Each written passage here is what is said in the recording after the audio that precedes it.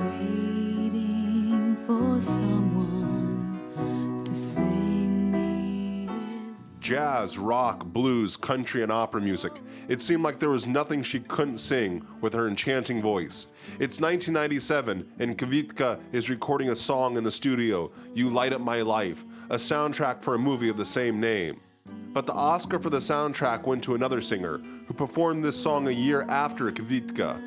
A blatant injustice has not unsettled Kvitka as she goes patiently into the advertising business. She has been the unchanging voice of Ford's jingles for almost 20 years. But as the daughter of Ukrainian immigrants, she never forgot her roots. I thought that despite my busy schedule, I could do something for Ukrainians. It would be my gift. I have always dreamed that someone in Ukraine would hear my songs too. They prepared very thoroughly for the recording of Two Colors album. The duties of the producer and the sound engineer were performed by the singer's husband, Ed Rokovich. He gathered the most talented orchestra musicians of New York. Jack Courtner created exquisite adaptations.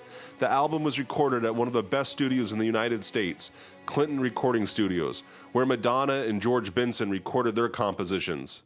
The pianist was her sister, Maria, while her mother, Maria, watched her pronounce all the Ukrainian texts perfectly. This was a collective project of talented people. They sincerely believed and saw that Kvitka was more than an ordinary person, that she had a gift from God. Talking with Edward Rock, I saw that what he realized that as well. So they decided to do this extremely expensive project, make obvious sacrifices, having clear understanding that the project would not pay off.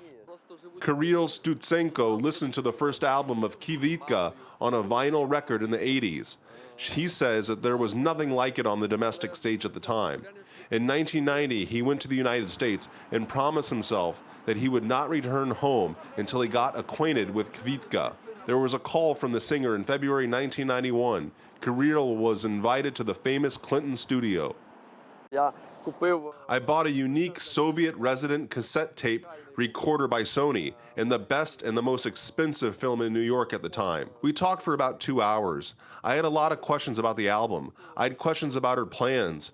I asked why she did not come for Chernovo Ruta in Chernovitsky in 1989. She was really modest and did not present herself as an outstanding singer. She felt like a student, a person of art, and I saw a colleague in me. Ukrainians first heard about Kvitka from the national radio presenter Galina Babu. In the early 90s, a friend from the United States gave her a singer's plate. A short time later, Kirill shared a record of an interview at Clinton studio with the radio presenter. As a result, two